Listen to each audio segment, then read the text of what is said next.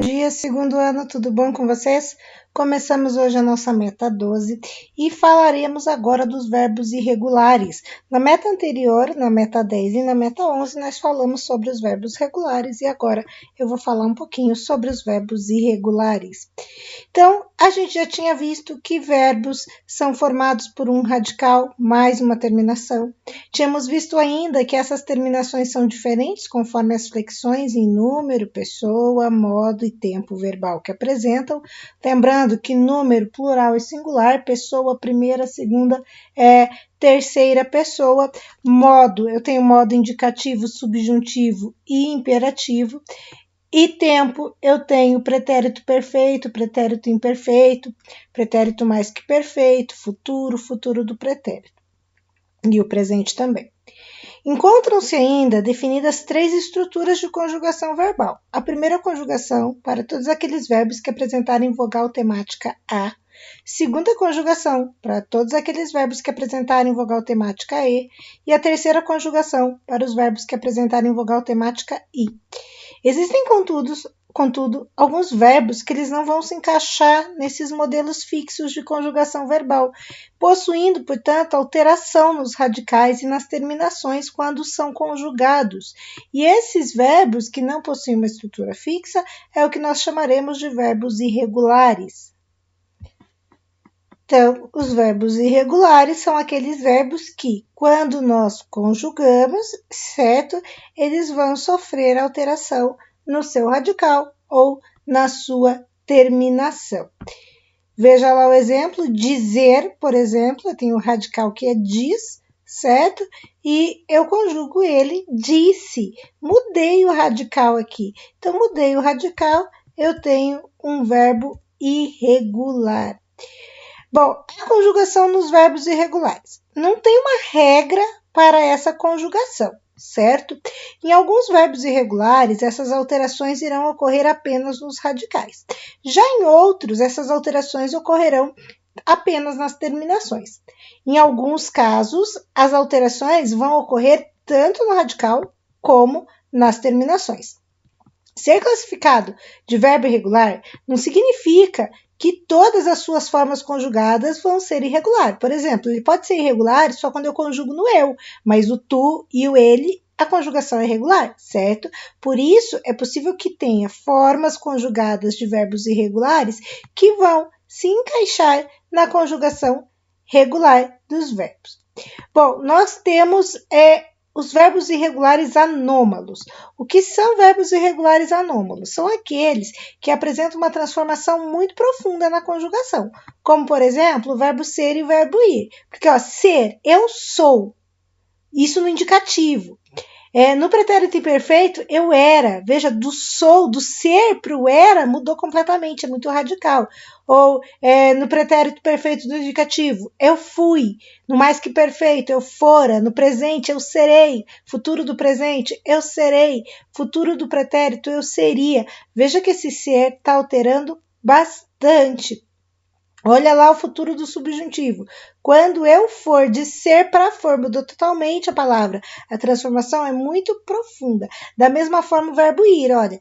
Ir, eu vou no presente do indicativo. Já no pretérito imperfeito do indicativo, eu ia. E se eu volto para o pretérito perfeito, eu fui. Então, veja, de ir para fui para vou. Mudança profunda. E notem lá. Se você olhar o futuro do subjuntivo do verbo ser, fica quando eu for, e do verbo ir também fica como eu for. Veja lá mudanças profundas. A gente tem verbo irregular que a gente vai chamar de fraco, certo? Que são aqueles que são subdivididos em alguns tipos, por exemplo, os verbos que apresentam formas irregulares na primeira pessoa do singular do presente do indicativo e em todas do subjuntivo. Então, veja lá, medir, eu meço, certo? Mas é só na primeira, porque se você continuar, eu meço, tu medes, daí ele volta a ser regular. Só que no subjuntivo, que eu meça, que tu meças, que ele meça, tudo irregular. Da mesma forma, o verbo ouvir, pedir, perder, valer, requerer, parir e prover. Já os verbos terminados em iar, como mediar, eles vão apresentar formas risotônicas irregulares. Lembrando que formas risotônicas são aquelas em que o acento vai recair no radical, certo? Então, mais forte, a sílaba mais forte vai estar no radical. Então, verbos terminados em iar, que apresenta a forma risotônica irregular, sendo conjugadas segundo as regras dos verbos terminados em ear, certo? Então, eu vou conjugar verbo terminado em iar, seguindo a regra dos terminados em iar. Eles são conhecidos como os verbos que formam a palavra mário. Mário de quê? De mediar, ansiar, remediar, insediar e odiar. Então, mediar. Eu medeio. Isso no presente do indicativo. Ele medeia. Tranquilo? Nós ainda vamos ter verbos terminados em EAR, lembra que eu tinha dito lá que o IAR vai conjugar como EAR, certo? Que vão apresentar formas risotônicas, o acento recai no radical. Irregulares conjugadas com a vogal e presente no ditongo EI com pronúncia EI. Então, o ditongo EI, pronúncia aberta EI. Não há nenhuma acentuação gráfica que marque essa irregularidade. Então, você vai falar o acento, mas você não escreve o acento. Estrear. Então, estrear, eu estreio. Você fala esse acento, esse ditongo aberto, mas você não coloca o sinal gráfico. Ou idear, que eu ideie. Veja que tem o acento na fala, na fonética, mas não na grafia.